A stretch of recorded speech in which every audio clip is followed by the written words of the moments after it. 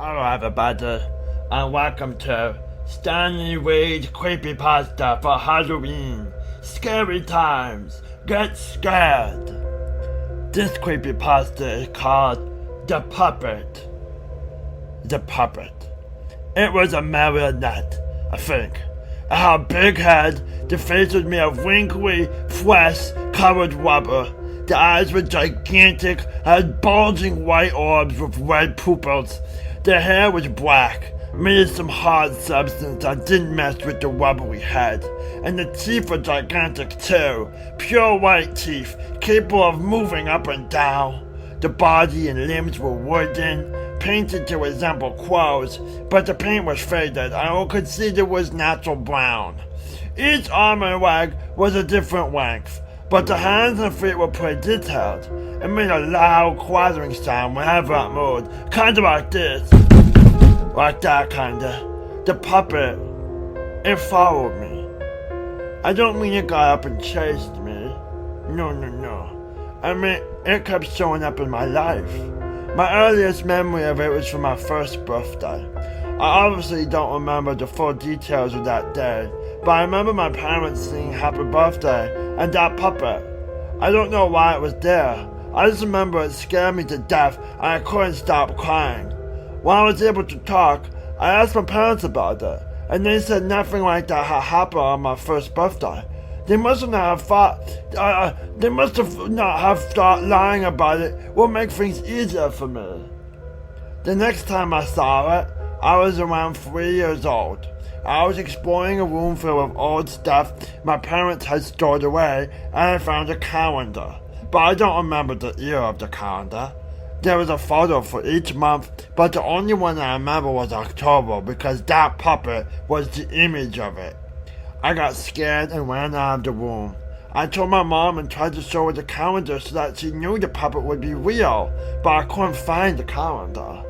The room had been very messy. I ran out of it so quickly I knocked over piles of stuff. I guess the calendar must have got buried. I was 6 when that happened again. It was the middle of the night. I woke up from a nightmare I can't remember the details of. I was too scared to get back to sleep, so I went into the living room and turned on the TV.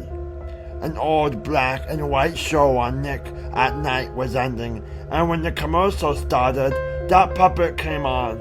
Not sus, I mean like it came on the TV. It was dancing while loud music played. I screamed, "Ah!" and started crying uncontrollably. But by the time my parents got downstairs, the puppet was gone.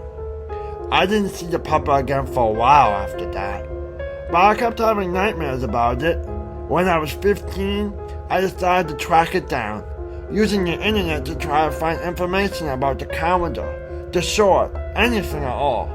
No one had ever heard of it, but one day I got an instant message from someone I'd never talked to before. The screen name was a random mashup of numbers and letters. Oh my goodness. But the avatar was a picture of the puppet. The eye made me. They said, "Glad that you still remember me," then immediately signed off. They never contacted me or came online again. When I was 20, I was walking by a store that sold old toys and dolls, and in the front window, I saw the puppet. I went inside and asked the clerk if he knew anything about that puppet's history, when it was made, where it was from, anything. He said the puppet had just been sold to the store a few days ago. I could have it for $6. I wasn't sure what to do. It still scared me, but having proof that it really existed seemed like a good idea, so I bought the puppet and took it home with me. For a while, I felt better. I viewed the puppet as a childhood fear I had overcome as an adult, and even starting to believe the explanations my parents had given me for the past appearances of it.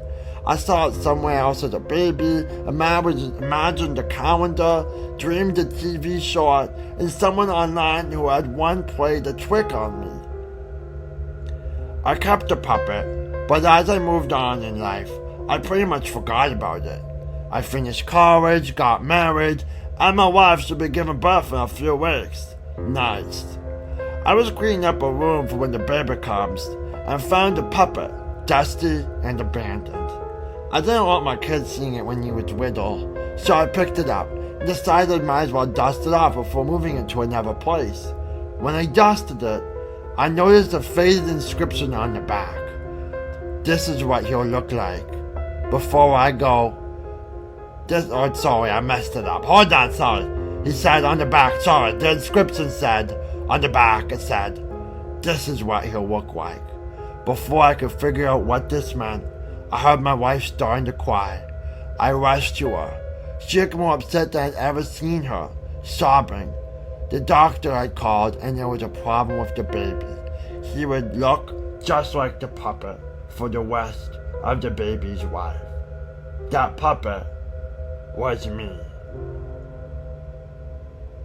No, it wasn't me, but still imagine if the puppet were me, imagine if.